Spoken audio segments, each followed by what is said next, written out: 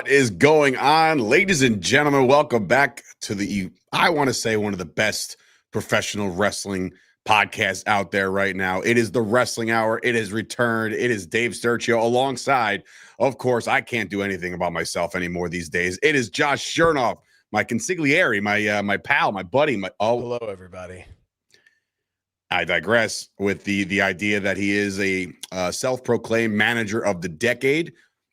He was given this award. It's not self-proclaimed. It's proclaimed via this plaque. But I only show it, Dave, because Pro Wrestling Illustrated is what we're going to be talking about today. But I'll let you continue. I'll allow you to continue. Well, listen, it's been a minute. You know, I think we left off after WrestleMania 41, or was it 40? I don't even know. 41. Was 41, right? Okay, good. We haven't been gone for 2 years. It feels like it in a way. It definitely haven't been gone for that long. It definitely does feel like it, and feel like it's been a long time. But we are debuting here on Podcast Heat Wrestling. Very excited about that. The Rolodex of talent that these guys got over there on that network is fantastic. I've been tuning in lately, specifically when I knew we were coming aboard. I started watching guys like Matt Morgan do his thing, and they got a really great cast of guys, Brown. And we get to add to that. D'Lo Brown killing it as well. Great group over there, and it's exciting to be a part of this. It's exciting to know that we've got a real audience that wants to / is being forced to listen to us and hear our opinions, of which we have many. So. Many is, in fact, the thing. So before we get into the meat and potatoes of everything we want to talk about today, including the PWI 500 and if it's a scam or not and everything, we did put a poll up on YouTube. So feel free, if you're watching this on a live stream right now, vote on the poll. Do you even subscribe to the PWI 500 right now? Is there any credibility whatsoever left? We will talk about all that. But Josh, there's been a lot of things going on in your professional life. I do also want to shout out My Fandom and the My Fandom collectibles that you guys just dropped, which is incredible. I see you guys as if I don't own half the company. You don't own half of that one, but I appreciate it. My Fandom collectibles is a new. We'll show this here. My Fandom Indie Stars. I actually have. We got Crowbar in there. I got Crowbar sitting over here. Look at this guy. Nice. There he is. Crowbar. This is a hand-painted prototype, but the pipe is removable, which I'm not going to do now, or it'll fall apart because it's just a prototype that, I mean, the detail, I don't know where you found this guy, but the detail that just between this figure and the Danny Moff figures and all the future figures, this guy's really good. I don't know what. Well, does he have a background? Obviously, he has a background in this, but is he known to have done this like for a very long time? Did he just start? What's his story?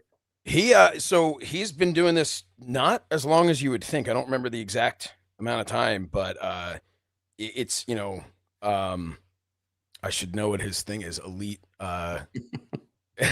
Elite Wrestling collectibles, or he's gonna kill me. Mikey over there, Mikey Cheese over there, and listen, if you're not somebody who can get a full figure made, if you're not but if you're somebody who's just like, man, I want my own, or I want to get a bunch of them printed, the gray unpainted, maybe I'll find someone else to paint it, and just sell these little prototypes. By all means, man, hit him up, and I'll find out exactly what his thing is there. But we also have over here this Danny Moff Poughkeepsie sucks. Look at the detail on the. Dude, look at that tattoo. This is hand painted. The tattoos alone, man. The tattoos alone really. Gentleman named Alan paints these, and I'm going to get all of their information and put it out as well, because they're killing it. And again, he'll also take orders from people as well. And the coolest thing about all of this is that this is independent wrestling stars. So now, like, you're getting a Crowbar. We all know what Crowbar's done in his career. It's been a fantastic, legendary career, including Danny Moff with Ring of Honor and all the stops as he's made, even as most recently as Maple Leaf Pro. We'll get into more of that as we go. But, I think it's a really cool testament to the hard work that some of these independent wrestlers put out there. I mean, for Christ's sakes, like Matt Cardona and Brian Myers and company over there at the Major Wrestling Figure Podcast, those guys have their own line of people. You know what I mean? So they're doing their own thing. They're recreating a lot of the vintage figures, have you? But for what you're doing is pretty incredible. I think it's a nice nod to the hardworking independent wrestlers, and I think everybody should get involved in all that. So yeah, and what did I do? I scratched my head, and now my hair is has become more whimsical than I think we'd like, but who cares? Anyway, no, I appreciate that. To me, I looked at it and said, these indie guys need some of their careers. When we're there at these shows, you and I, like, we see these fans that see these indie stars as though they're the stars on TV. Because if you have these consistent fans going to an ACW or a Fight Factory Wrestling or a Wrestle Pro or any of these local places, these people mean as much to them as somebody they see on TV, sometimes even more, because they've seen them in person, more than maybe they have of the stars on TV. So I thought there was an opportunity here. And also I like the idea of, the boys and girls having some premium merch to be able to sell at their tables. Absolutely. And that was something part of it too. And I am proud to show off this one too. And not just because it's Danny Maff, but this alternative, he is wearing exactly what he wore at the first ever Fight Factory Wrestling War on the Shore, when he became the first ever Fight Factory Wrestling premier champion, longest reigning champion of all time. He is still champion, and will be facing one Joey Janela at the Starland Ballroom, which I think is a bunch of crap, because Joey Janela, who did he ever beat? But he's going to be. I know who. Well, if you really want to get down to brass tacks, the first War on the Shore, Joey Janela defeated Mike Santana, and then the second Jersey, War on the Shore, he defeated Marcus Mathers. So he's got himself a nice little winning streak going on, and he's earned himself a chance to take on Danny Maff one-on-one. So that's the justification behind all that. Marcus Mathers, phenomenal rapper, but not. Wrong Mathers. That's not that's no relation. Regardless, though. But yeah, I encourage everyone to go to myfandomcollectibles.com. Order them now. The pre-order is gone for, the early bird pricing is gone for Crowbar, but it's still available for pre-order. Early bird pricing, we've only got 2 more days left for Danny Maff, so make sure you get on there. And then we've got 3 more announcements still to come of talent in the coming weeks. Very exciting. But War on the Shore you mentioned, and that's where you talked about My Fandom Collectibles. MyFandomApp.com. My Fandom has actually partnered with the collectibles company that I own to create My Fandom Collectibles. But the My Fandom app is also a place where, a little breaking news here, and it's just kind of right now, go on, play around and see. It's still in the testing phases. But we now own, I'll put my hands out. We now own the premier streaming network library. So we are starting to add some things, as well as some new stuff like War on the Shore, War on the Shore 2. These things are available now on there. And then there's some free stuff as well from Squared Circle Expo. So check it out. I love how you nonchalantly started My Fandom Collectibles as a side thing, so I had no part in that. That is 100%. So vintage Josh Shernoff. 100%. I have no, I can't even. Here I was thinking like, wow, this is going to take off, and I have a part of it, and now realizing I do not have a part of it. So now that's not entirely true. That's not entirely true. There's a partnership with a company that you have a part in. There's all right. I've kept you as small as humanly possible, but you're think of it this way though. But I don't bother you to do any work. This is true. True. We still provide some content on another podcast, but listen, all that, this isn't like anybody who's watching right now live. This is not an infomercial to sell all of our products. I promise you. We're getting into the meat and potatoes right now, as a matter of fact, because Josh, along with your fantastic, again, I'll toot your horn a little bit, but along with your fantastic color commentary as your partner, as the play-by-play guy, you have managed to really reinvent yourself as a manager of a team known as Sent to Slaughter. One, Danny Maff, who we already talked about, and of course, the messiah of old school, Sean Donovan, who's been in the independent scene for over 25 years. So the reason I say all that is because I think they have a significant value to the world of professional wrestling, both on the independent scene and in just, they should be somewhere else is what I'm saying. They should definitely 110% be in this PWI 500, Josh. Yeah. And I know you've had some gripes. I know you've talked to one of the editors in chief, if I'm not mistaken. Can you shed some light onto your conversation with the PWI 500? Because I am having a hard time dealing with the fact that there are so many good wrestlers that are left off it. And now it just seems to be a money grab. As one of the comments came in from a Scott Robert the Sage. He said when he broke into the indies in 1996, the PWI 500 was a work and a money grab. I still think it's as big of a work and a money grab as ever before. What can you shed some light on? Okay, so first of all, I do want to say thank you for the comment. I want to make sure that we can get to all of the comments because we do want to be able to interact with you guys. So make sure that you're, if you do one of those little chat things, what are they called, Dave? Super chats. So you can do a super chat and help out the show. Do a little super chat, and we will shut up instantly and start talking. Having said that, I'm not entirely sure I know what a super chat looks like. I do. So yeah, I was going to say, give me the Iggy if there's a super chat hanging around that hasn't been. Is this a super chat from Scott? No, this is just a normal chat he's watching on YouTube, and that's awesome. And also, if you're tuning into our show on Twitter and you want your comments to be seen, head on over to YouTube, and all your comments will be over there. So just giving a little extra 411. But back to the PWI 500 topic at hand, Josh. Yeah. So okay. So I talked to Kevin not gonna work here anymore. Yeah, not gonna work here anymore. That's great. What a movie. Great anyway, I called him out on social media, invited him onto this show because you and I have talked about this. We're very opinionated, and the internet is filled with people's opinions, right? Mm-hmm.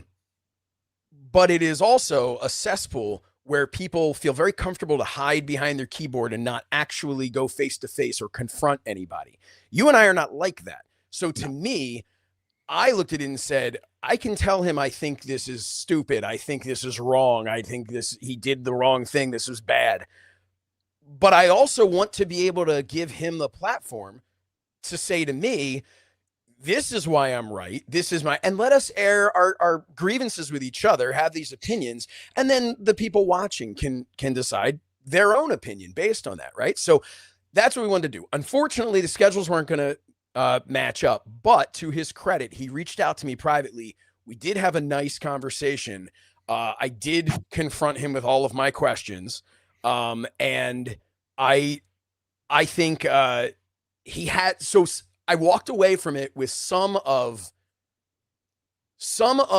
his points he made, or I go, okay, I understand now. Others, I go, okay, I get where you're coming from, but I still think you're wrong. So let's dive into it a little bit. Number one, and this, you and I both have to say this. We were all worked. Jelly Roll was not in the PWI 500. I was very duped. Masterfully done by whoever duped us. And it's embarrassing, but important for us to call out because I made a post about that. I am almost never caught. When I see something, I always, no matter what it is, whether it be wrestling, politics, whatever it is, whether it's something I think I agree with or don't right off the bat, I always try and research it on my own. Sure. Right. So I'm not regurgitating someone else's opinion. I did not with Jelly Roll. I think you were so quick triggered anyway because of the fact that you knew the list was there and you knew your boys weren't on it, and there's a lot of other people not on it, and you're like, wait a minute, for F's sake, now you have a performer who has one match and 4 weeks of training on in the top 40, and you're like, wait a minute, hold on. So you were already ready to rock and roll as far as your quick trigger finger. So, yeah. So I pulled a Sturchio and I got those thumbs going quickly and just, but no, so he was not on it. The question, when I asked him flat out, I said, honestly, and look, am I biased about Danny Moth and Sean Donovan? Yes. Am I right? Yes, but I'm also biased. So I'll give you that, right? These are my guys. I sent to slaughter. I think in my mind, best tag team in wrestling today. They're untouchable. He did point out that this is not focused on tag teams. This is focused on the wrestlers' singles careers. Now, I will say, such a cop out, man. You know, because you can easily just put 49 and 50. There, you know what I mean? Like, yes, no, and that's fair, and we'll dive into that deeper. But there is a tag team like 100 or something, or tag team 10. I don't know, whatever it is, that will be coming out at some point. And if they're not on it, you know, we'll knock on his door, Jay and Silent Bob style. But I asked him, I said, okay, so he was kind of like pointing some things out. I said, well, okay, so let's put a pin in Sean Donovan for a second, because he has been heavily involved in tag team wrestling, right? He hasn't, while he has 101 tag titles, he doesn't really have as many single titles to his name within, you know, and especially in this time period, right? So put a pin in him, even though I think hands down as a singles competitor, even in that time, Sean Donovan, there are not 500 people in professional wrestling better than him. There aren't. I mean, that's in my opinion, and I will die on that hill. There aren't 100 wrestlers better than him. But okay, put that aside. Danny Moff, on the other hand, is the current champion of Fight Factory Wrestling, where he defended in a title versus title against Tom Latimer at the Jersey Shore with, you know, thousands and thousands of people on that beach. Tom Latimer, NWA World Heavyweight Champion. It was a title for title match. The promos that were done leading up to that, not by Latimer because those were terrible, but the promos done by Danny Moff were phenomenal. Okay. Yeah. Then Danny Moff made his presence felt all within this window, right? All within this window. And I know people are always going on and on about Moff. I'm using him as an example because that hit close to home, but insert your own thought, your own wrestler, right? That this means something to you, because he's not the only one left off this list that falls into the same category. But Danny Moff goes and makes his presence felt at Maple Leaf Pro, attacking PCO, which led to an incredible match between the two of them, which was special guest refereed by Billy Gunn, sold out. It main evented in Montreal for the pay-per-view for Maple Leaf Pro. And if you're not familiar with Maple Leaf Pro, that's Scott D'Amore's promotion. They do an amazing job. Okay. Yeah. So I asked Kevin, I said, why, if Danny Moff is doing this, is Serial Man above him on this list, right? Like, that was number 500. And no disrespect to Serial Man, because I think there is a place for these kind of fun gimmicks and stuff like that. And I saw it and I popped for it, right? I thought it was great. But I look at it and I go, you cannot put him above Danny Moff. So Kevin's response to me was that you have to remember, while he had those matches and that Moff was on the long list, is what he told me. Danny Moff did not win those matches. It was a double DQ for the NWA title match, and he lost to PCO. That was where I took exception with it. So all right. So real quick, to cut you off real quick, please. Who is this list catering to? You know, like if it's catering to the 7-year-old at home, then I understand the wins and losses thing, right? I understand that wholeheartedly, because maybe that little boy or girl at home thinks, well, Danny Moff should be on the list. He doesn't win, right? Right. But if you're talking about grand scale and grand scheme of the entire landscape of professional wrestling, and you're starting to talk about fake wins and fake losses, or scripted, whatever the hell you want to talk. No, but now you're losing me as a consumer. It's not even that. There has to be, let's say that's the way they want to do this, right? Wins and losses and everything, because they try to keep, you know, PWI has always been a kayfabe mag, right? And, you know, even though I've always had that debate with Bill Apter and Jim Cornette, and I talked about it once, about the if that's how kayfabe would be used, and they both claim that you can't have a kayfabe magazine because it's not the proper use of kayfabe, but whatever. Fine. You know, but it's always been a magazine that has kept with story as opposed to behind the scenes, right?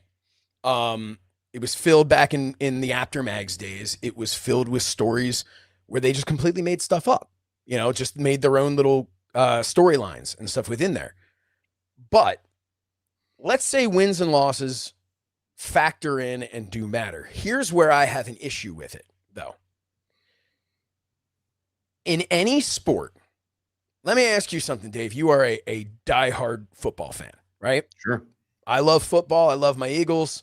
I am not, I mean, you are diehard across the board football, right? When you're judging someone's performance, if they lost games to if they're one of the best teams and they lost a game to one of the best teams versus one of the worst teams that won a game against maybe the second worst team.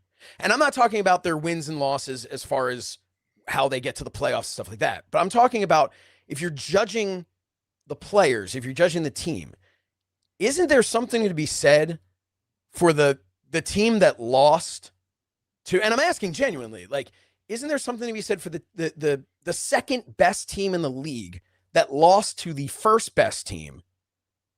Aren't they still considered better than the second to worst that beat the worst? Week 4, your Eagles beat the Tampa Bay Buccaneers. Both teams were coming in 3-0. Yeah. The Eagles won the game. I am not about to tell you that the Buccaneers are a bad football team. They're actually one of the better football teams and they're still 3-1. They lost, right? But if Philly goes out and loses to a lesser team, then I'll say like, then you start questioning like, oh man, So what you're saying, you go, that was an upset, right? Your first thing is you're going to go, that's an upset. Absolutely. Again and again and again. Now you go, okay, they've fallen off. What's going on with this team? Right. So like I look at that as it's the same thing in college football. In college football, it's actually more important. So if you're the number 1 ranked team in the country and you lose to the number 2 ranked team in the country, they're not going to kind of look down at you saying like, oh, maybe they're not as good as they thought. If Penn State or Ohio State drop one to Rutgers, who aren't ranked at all, then you're going to start raising your questions and just start looking at like, oh, why does that? They actually might stink. Come to think of it, right. But if you're a top dog, and this goes with wrestling, like if Cody Rhodes beats Roman Reigns, are you going to think any less of Roman Reigns? Well, that's the question, right? And that's exactly because there are all of these stages, and no one's arguing that the guys on TV. I think if you're on TV, you automatically should be listed in some regards over other people, because in that time period that you're factoring in and voting or figuring it out, that person was employed by a television company, which means in the scale of the business, they're more successful. They're making more money. Not in all cases, right? You could look at a Matt Cardona who's making more money than some contracted people because he makes more money on the indies. But what I'm saying is it's an intricate process that they're ignoring, because again, you look at Serial Man. So I'm going to believe by this, and there's a lot. It's what kind of buzz did they get? Serial Man, and I hate, and I'm sorry, Serial Man, but I'm using you because he was the last one. He was number 500. So make your arguments for Uso and make your arguments for, anybody else. But we're going by the very last one. So anyone who didn't make it, Serial Man is considered better. I'd never heard of the guy till PWI, which put a pin in that because I want to talk about that for a second with you and get your thoughts. But I'd never heard of him before. So who did he beat? Danny Moff lost to PCO in a main event of a pay-per-view for one of the biggest indie promotions currently going right now in North America. Yes, he lost the match, but A, it wasn't a squash. B, it was you win, you lose. That happens sometimes. Are you going to tell me that anybody that Serial Man has beaten in that time period what was even equals, What was the justification behind Serial Man being on there? I don't know. That he didn't go into detail. Okay, so but I'll take your Serial Man and I'll raise you somebody that everybody knows. Don't touch my Serial Man. Well, I'll raise your Serial Man and I'll say I'll give you somebody else that in my mind, like again, might be feeding into his own mind, might believing his hype a little bit more than everybody else, or maybe he's getting touted by the right people. But like Serial Man's on there, but a guy like Tommy Invincible is not on there after the year that dude just had. And I know that you're biased because you're like a diehard Tommy Invincible fan. Okay. But you should see Dave in the locker room with Tommy Invincible. He sees him across the way and Dave starts shaking. Right? Yeah. Well, nervousness. I get nervous. They'll tell you it's anger, but it's nervousness. Yeah, I get it. No, but you're making an incredible point. This is a guy, Serial Man again and again. I'm so sorry, Serial Man. Okay. But Serial Man, he did not go in the Hammerstein ballroom with Matt Cardona. He was not at GCW Homecoming with Matt Cardona. Tommy Invincible was. And so that's where I'm like having it. And then at the end of the day, a guy like Moth, a guy like Donovan, and so many others out there. I'll even say Vic and Hale, the scum of the earth, the now that, we won't even get into that. Maybe next week we'll talk about them a little bit. But those guys aren't on the list. Are you kidding me? So Scott Robert, the Sage, said he knew a guy that paid $500 to get into the magazine. And he said he saw the check. And by the way, you're saying a lot of things, Scott Robert, the Sage, and you hit us with one of those fancy ones, and we'll start throwing you. Hit me with that $2 fancy one. Yeah, come on, man. I need this. I need it. Yeah, why do you think we're doing this freaking show? No. Yeah, we're doing this because we're so successful. Yeah, that we don't need any money. No, I just did my own studio. Pay us. No, I before you know, I'm gonna have to start selling these championship belts. No, look, that's what I think what it all comes down to with a guy like a Serial Man or whatever. It's a pay to play. And I get it, right? Here's the thing with PWI, and I feel like I'm monopolizing this conversation, so I want you to, but I'm passionate about this. Here's my thing with it. I'm not against the pay to play mentality. You and I have done that at points in our careers, You have to sometimes to get your foot in the door. And the reality is, as much as we can crap on Pro Wrestling Illustrated's PWI 500, PWI 500 still helps solidify and make careers. It really, really can. Because, like you mentioned, that 8-year-old kid in the beginning you were talking about, right? That kid is going to look at the magazine, and while we might all go, oh, it's a work, oh, he paid to be in there. That kid is now going to go, oh my God, this random indie guy that I'm seeing at this show, I know who that is because he was in PWI 500. That's how I learned about guys like Mike Quackenbush back in the day. You know what I'm saying? Like people that I never would have known otherwise. That goes to my point, the original point I was trying to make. I don't think the PWI 500 caters to the smart fan. No. It caters to the fans that still have that dream that's alive for them, that's saying like, okay, who can I meet inside the PWI 500 at indies or at WWE events or whatever? But like, I don't think it caters to us anymore, right? Even so, and that goes tenfold or twofold, whatever the hell folds. It goes to leagues and my friends that I came up in the business wrestling with, that when they're touting themselves on saying, hey, I just made my PWI 500 debut, or somebody comes out and says, hey, I increased my rank by 50, right? Or whatever the case may be.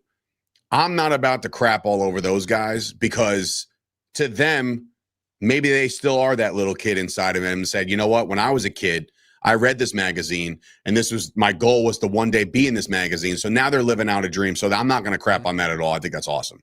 But I think what we're trying to decipher is, if you're going to make it a fantasy magazine, like fantasy football, right? Some people could think that certain quarterbacks are better than other quarterbacks because this guy can run, that guy stinks, like whatever.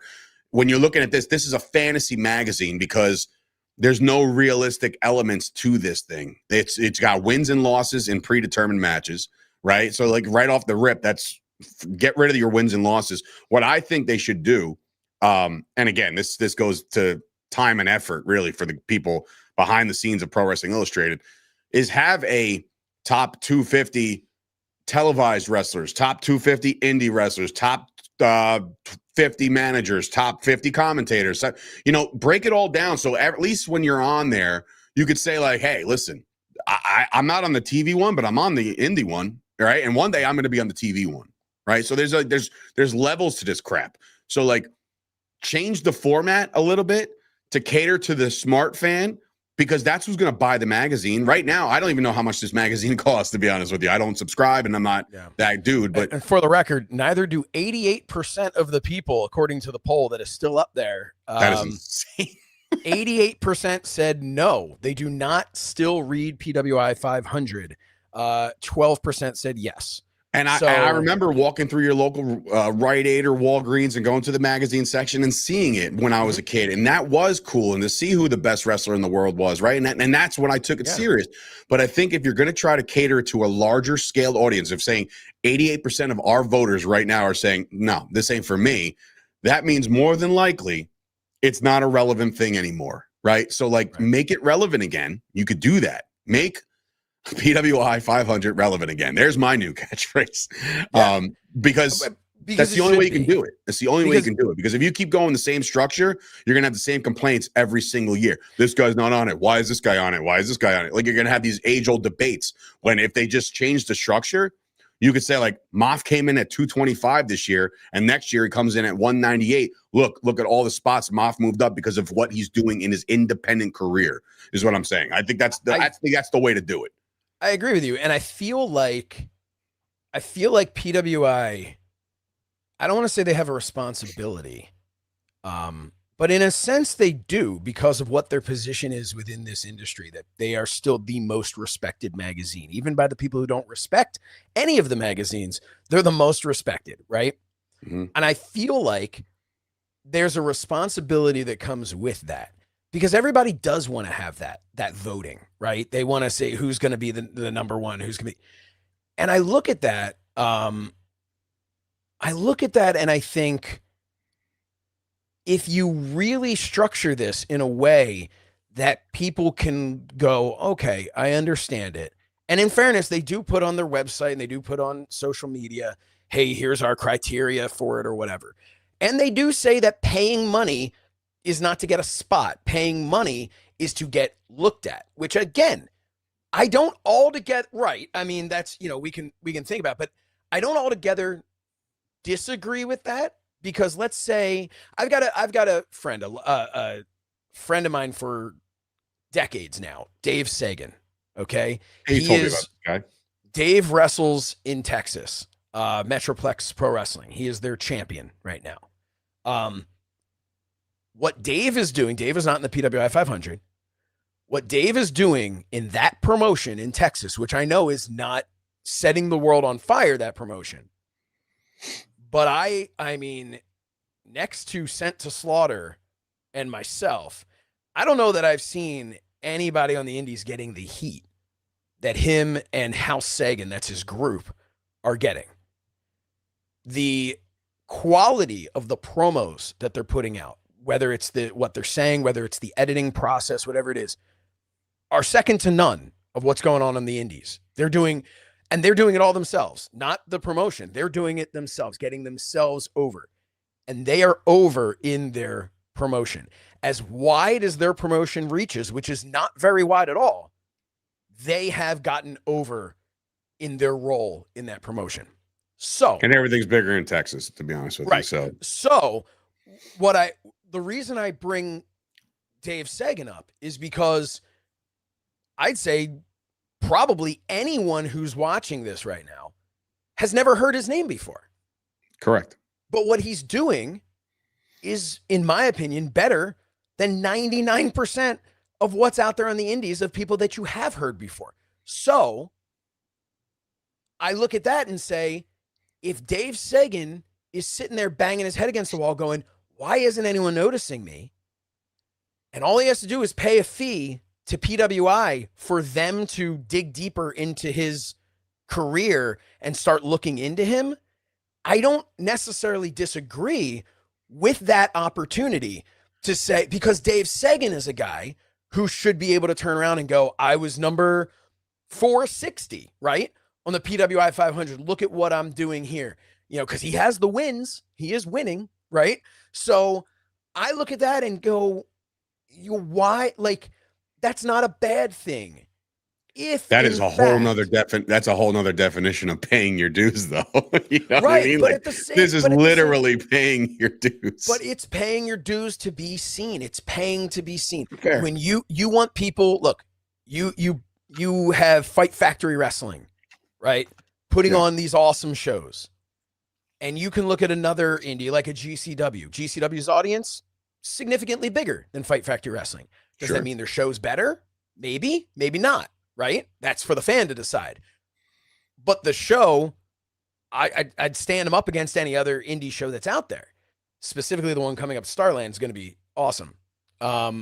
November 15th. 15th. Right. I knew that. It's in my calendar. But my point is, if you want to get the word out, you got to spend money for flyers. You got to spend money for, maybe it's ads on social media. Whatever the case is, you have to pay to get the word out.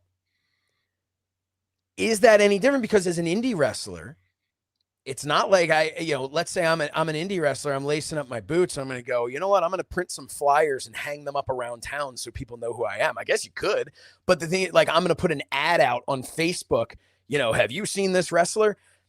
It's not exactly the path you can take as a pro wrestler. So I'm not really against the idea of, hey, you're putting this list of the top 500. Hey, here's X number of dollars. I'd like you to look at me and be considered. I'm not against that. As much as I thought I was against it, the more I thought about it, I'm not. Do you feel like you're talking now at both sides of your mouth? No. Okay. Because that's what it seems like to me. I mean, it's like, it's either hokey or it's not. And now you're telling me that you're okay with, like, just paying money to get noticed. If it's to be noticed, if it's to secure a spot on the list, that's crap. There's a difference there.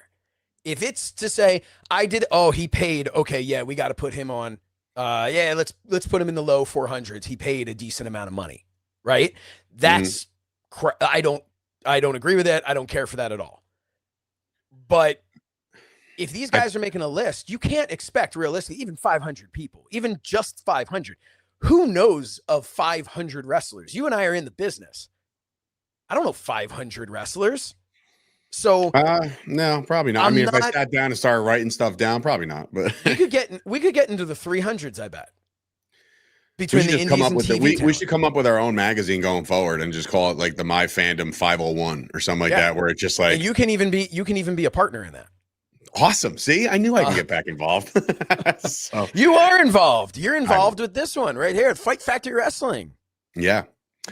But listen, there's a lot of controversy with this stuff. And again, it is completely subjective. It's not like you can have an opinion on it. We're not telling you our opinion's better or right or wrong. It's just like, as somebody or two people that are within the industry, and we just don't want to see the right people overlooked because of a technicality or a specific criteria, or, it's just like, call it how you see it.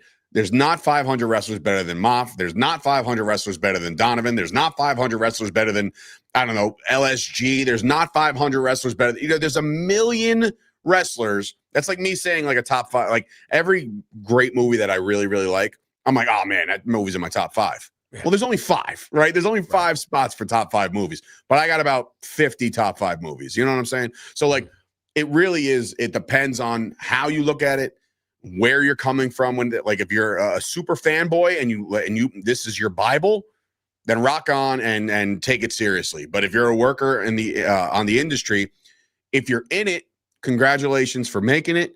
If you're not in it and you think you deserve to be in it, I would say, I can't even say work harder, because that's, again, it's silly, because there's nobody that works harder than Moss. Right? I just be louder, tweet at them, make fans tweet at them, get your fan base up. Maybe that's the way to do it. And I'm saying that not knowing, who's louder than Sense of Slaughter right now on the East Coast independent scene? Not many people. So, and again, we talked about this in the past. Why is Sense of Slaughter not in GCW, in MLW, in NWA? They're not there because they're afraid to bring them in, because they know that they're going to outshine the people that they've determined they want to push and have as big stars. And it's not. And that's not even like a conspiracy, really. It's a fact. That's like. And sometimes when you're looking at independent wrestling, I can't even consider GCW. I've never. I know they like to call themselves the Last Outlaw and everything like that, but there's so much that has gone into that company that it feels a little bit bigger than an independent wrestling company, if that makes sense. So I really don't consider them. But like talking about, Moff and Donovan being brought in anywhere else, I don't think it's a fear thing from everybody else. I just think it's like if they didn't discover them, they don't want anything to do with them because they can't take credit for their success.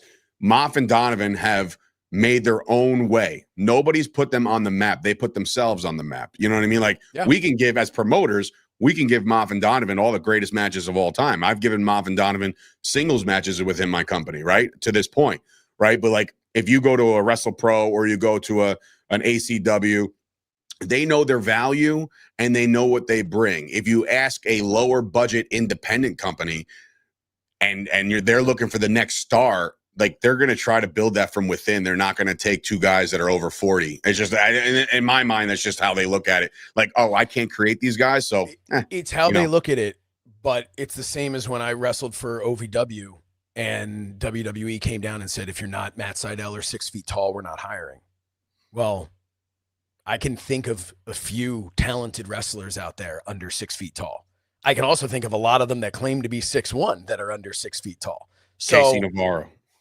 Yeah, I mean, legitimately, like I don't think he claims to be 6'1", but he's a smaller he claims dude. To be 5'5". Yeah, but I mean, look, but Casey's fantastic, and it's different now than it was before. I'm talking 2008. It's different, but yeah, I look. So putting a bow on the PWI 500 stuff, and again, if you got questions or comments or something you want us to talk about here or an opinion, throw us that little chat gimmick. What's it called again? Super chat. The super chat, and also just to give us some new fans and creators and people that want to be interested in the show. We'll be covering hot button topics throughout the course of the wrestling calendar year on Fridays. So obviously a whole week. We have a whole week to develop new stories, new things to talk about heading into the weekend, where either there's going to be a PLE or anything like that. I don't know what else you had for this first episode, but I got some stuff. But here, hit me with something. Well, I've been engulfed in how big, like, all right, for those of you who have been joining us now, we talked about the PWI 500 for the first 40 minutes of this episode. So now we're going to get into some of the, or at least me, some of the, it's not controversial at all. It's just very, I can't wait to see what they do with this kind of thing. John Cena has been slated to have his final match at Saturday night's main event, which I think is such a John Cena move, meaning like, hey man, don't do the PLE thing. Don't put me on NBC, put me on for the world to see this. Yep. Without even having to pay extra money for it or streaming services or whatever. So that's a very nice tip of the cap by John Cena. Now, the final opponent, who's going to be, that's where I'm like, I am so like, I'm that, the guy from Always Sunny with the chalkboard behind him. And I'm just like, if it could be this guy, it could be this guy. I'm all over the place with this. And I asked you the question, not specifically the person, would you rather have it be somebody of Cena's past or somebody that he's trying to get to the next level because he's on his way out and somebody else is on their way up? Is he putting somebody else over and on the map, or is he going to go down memory lane one more time to you? And then we can break down, maybe some guesses. That's a great question. I think it depends on who on both sides of it, right? So from his past, there's not really anyone left that you really could. Edge would be one of them, but he's not a possibility, right? Well, they're just based off of me doing some deep diving and contracts and this, that, and third from some sources out there say that he might be cleared to leave AEW for this in specific, meaning AEW doing a little business with WWE in tribute to John Cena. And that would be some catastrophic, unbelievable stuff. I say catastrophic. That's a bad word. This would be all world to know that AEW would be like, look, it's John Cena. Like, if this was anybody else, we'd probably say no. But Edge really wants to go back and wrestle John Cena one last time. We're going to give you Edge for one night. This isn't like this whole open door partnership or whatever, but this is something that means a lot to the wrestling world, right? I think if Tony Khan, to be honest with you, say what you will about him and his booking and whatever else, right? If you're a Tony Khan fan, great. If you hate him, I understand why. But what I'm saying is, if Tony Khan wanted to save face in any which way, if he came out and said, look, Hunter, TKO, guys, you know I'm your competition. You know I'm trying to beat you every week, even though, you know, if I even come close, whatever. I would be honored to loan you Edge if that meant something to John Cena. Tony Khan would look like $1,001,001 on that. Like, he would look like somebody who's doing it for the greater good of professional wrestling. That doesn't happen when you have guys trying to step on your throats in this industry. So that's why I say that Edge is a possibility, because I think if you want to do good business, that is the ultimate good business to do. And again, I could be completely far-fetched. It could be completely not even a shot. But I'm saying, as a fan, as a wrestling fan in my heart of hearts, shit, if I got to see that, I can't even tell you how excited that would be as a fan. Yeah, listen, and that's kind of goes back to, you know, what I'm saying. If Edge is a possibility, I'd say Edge. That's how it should be. That's you know, that would be awesome for Cena, one of his biggest rivals of all time. Outside of, but I personally don't think it's going to be a possibility. I don't think they're going to be able to work together. Maybe I'm wrong. I hope I'm wrong. That would be incredible. Having said all that, you know, there's still Jericho as a possibility, right? Maybe Jericho. He's never had a feud with Jericho, though. Yeah, he did. When? He beat Jericho, and when Jericho went away, before he made his return as the Save Us Y2J. Wow, I totally forgot about that. Yeah. Holy crap! I don't know how deep their feud. Yeah, that's what I'm saying. I don't think it's as deep to be the final match. Right. It's not right. That's the thing. It's not. You know, look, to me, you know, I know Kurt Angle can't do it, although that would be super cool. In the end, it would be super cool in your mind, and then it would be rough to watch in person. You know, Batista's not happening. I said Batista on my other show because of Washington, D.C. Like, it just made sense, like, location wise. Yeah, but he doesn't even live there anymore, and it's not, you know. So like, it's I don't see it as happening in that regard. The Rock would be one that I think would be great. I have a cause. Well, yeah, no, say your piece. I was gonna say, I have an off the wall prediction that I said on my show the other day, and I'll say it here because I think it's. What show is that, Dave? By the way, the Fight Factory Wrestling Podcast. You can find that on the My Fandom YouTube channel, and maybe one day we can find that on this channel. Who knows? But I made a prediction that no matter who it was, it wouldn't be The Rock to be the final match, but win, lose, or draw against whoever it is, right? Mm-hmm.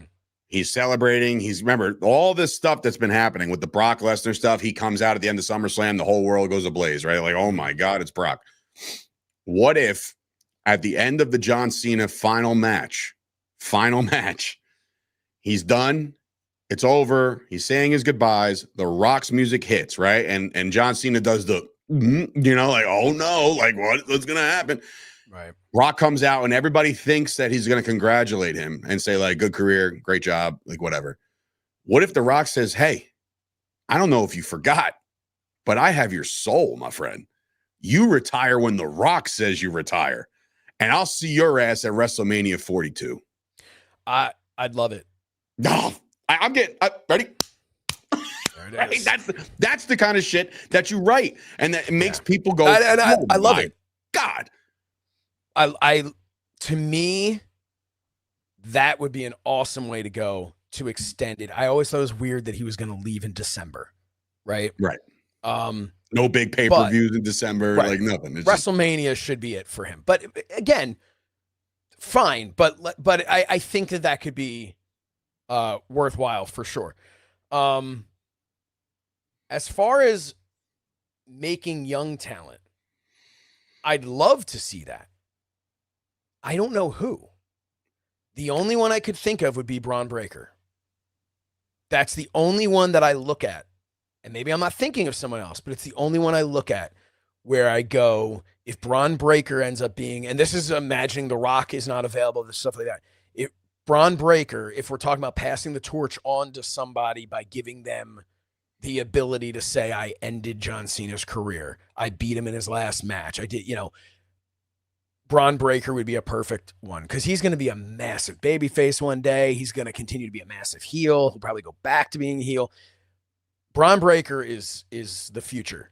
And now, I think that you're not I'm there's no bigger Braun Breaker fan than me, right? I think he is the next big thing in wrestling. Trust me, I am on board with that theory. The only problem I have with that is John Cena, if you look at all of his matches leading up to the final match, right? Everything that he's done, it seems to me that everybody is on the older side and can work his speed.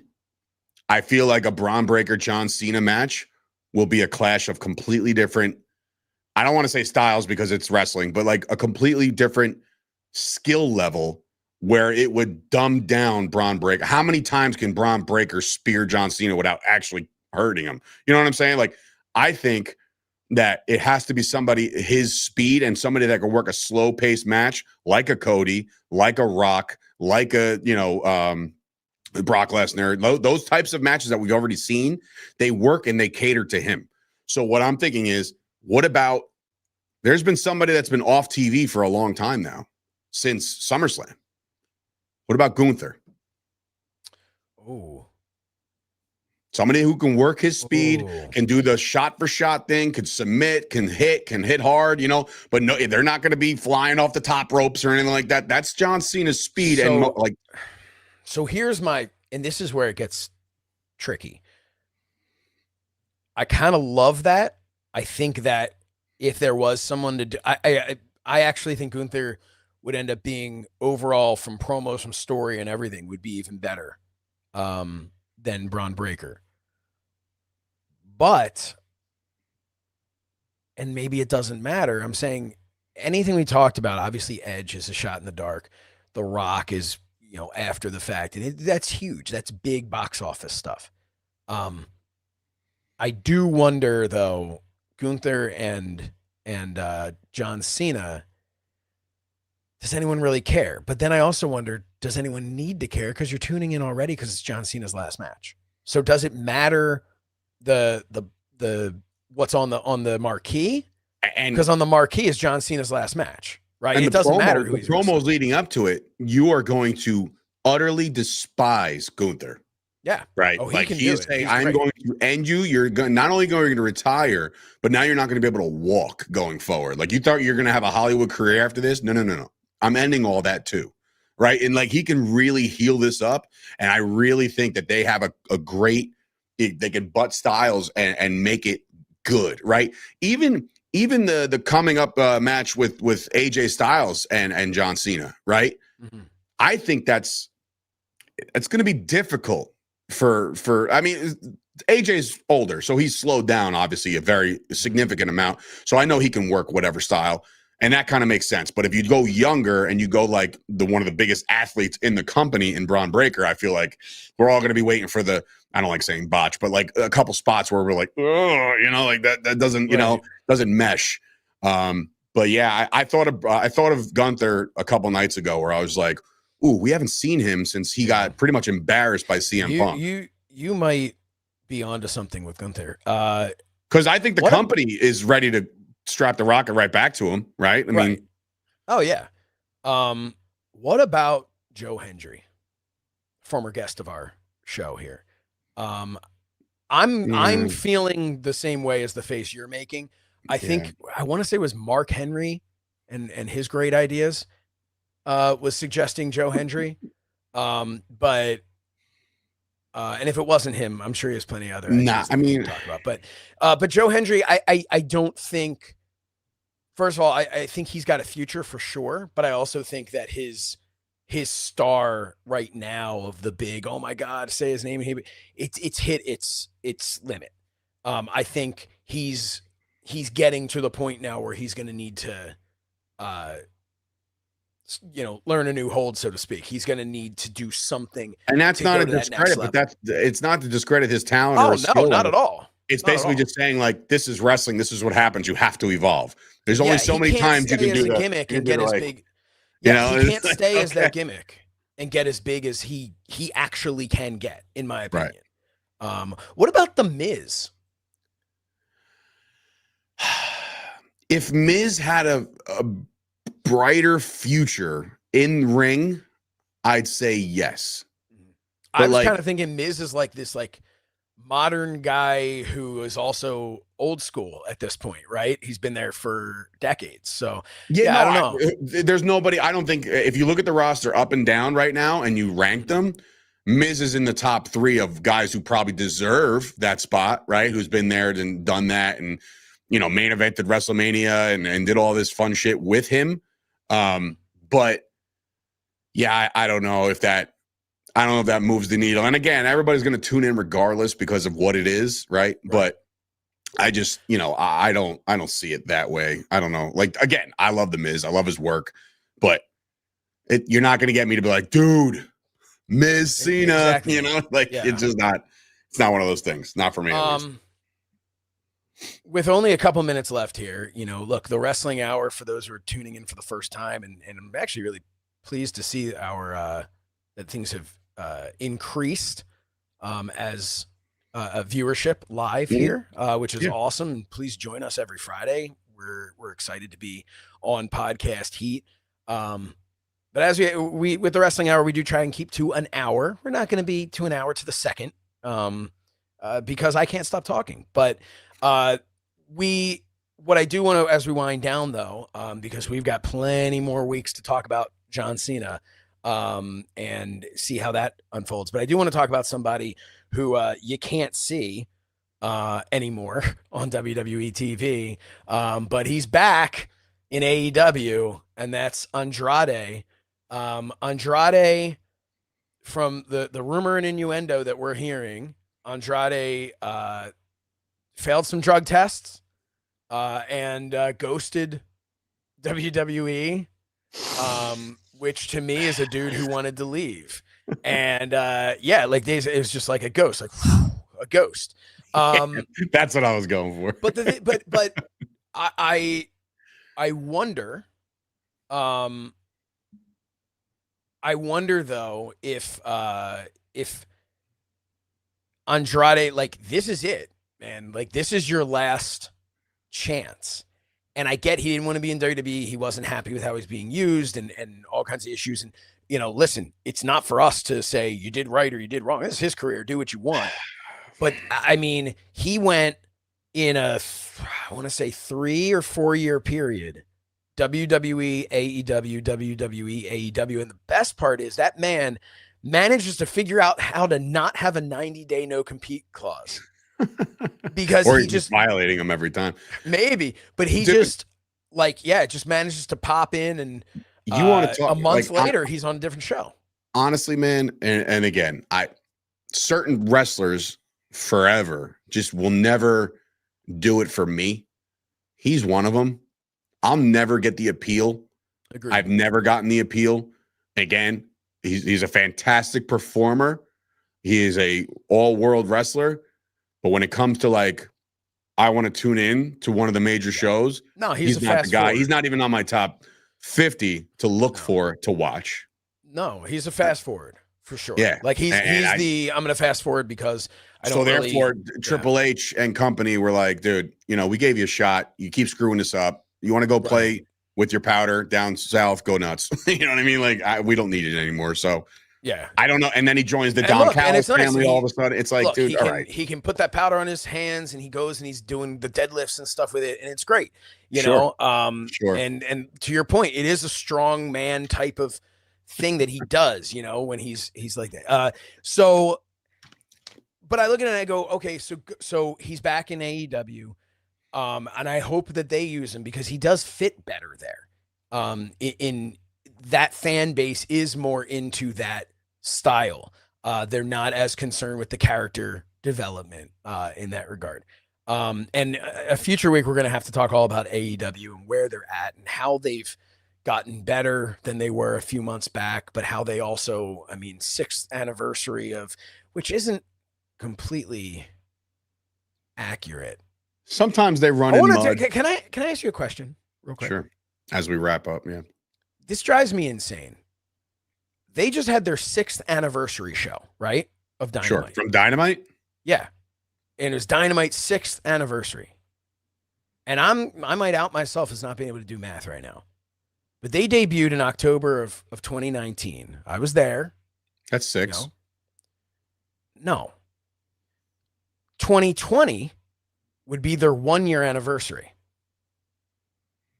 21, 22, 23, 24. Like I said, it's their 6th anniversary, Dave. The thing is, you got me in a blender over here. I'm like, wait, no, it definitely is the 6th anniversary. And it's important, to really just bring you in there to make sure that you're doing the math too. And it's important to not follow Andrade when it comes to, doing certain specific extracurriculars, so you don't learn and not learn math. And I Matt do Morgan, want to. There's our guy right there. Matt Morgan, he says, congrats on first show. Thank you, Matt Morgan. And I hope that everybody, we mentioned in the beginning, some of these other shows on Podcast Heat, massive heat. Matt Morgan killing it over there. This is a guy who's been to the dance, knows his stuff. I was a big Matt Morgan guy. Me too. Something about a guy that could just go in there and look like an ass kicker, and that was my guy. I was like, oh, dude, look at the size. Going back to, I was actually a fan, not just because he's watching and because I'm the size of his legs, so he can kick my ass. But dude, back in Tough Enough, I was like, I like this dude. Yeah. And then from that to what he became was crazy also. Because he then it's like, completely transformed his body, became this whole unbelievable monster. A fantastic beard. I'm a beard guy, so that kind of worked out well too. All right, now we'll calm down. Well, listen, everybody. Is Matt Morgan on now? Matt needs to reciprocate about your beard. He's gonna be like, all right, dude, I'm blocking this clown. But as we're wrapping up here, there's more to talk about. Next week, I want to talk a little bit about Nia Jax, and just, man, how smooth she is in the ring. I want to talk about that. And one other thing that we want to talk about next week as well, and I have these notes because I want people to know what we're going to talk about. I want to talk about house shows or lack thereof next week. Because I think that kind of ties into the Nia Jax stuff. And it's, there's nothing more important than reps. So I think next week that's a great topic for us to dive into as well. Josh, let me cut you off there. You don't need reps. You don't need reps when you have a TikTok following. Okay, I'll leave it at that. All right. True. Oh. This is true. This is true. So anyway, guys, thank you so much for tuning into the first episode of the Wrestling Hour right here on Podcast Heat Wrestling's network. It's awesome. We're very happy to be here. Can't wait to join you guys one more time. And of course, that is the, Pro Wrestling Illustrated's Manager of the Decade, Josh Shernoff. I'm Dave Sturchio. Thank you guys for watching. Josh, you're in control here. You hit that end live, and we'll see you guys next time right here on the Wrestling Hour. Thank you, guys. Bye now. Take care.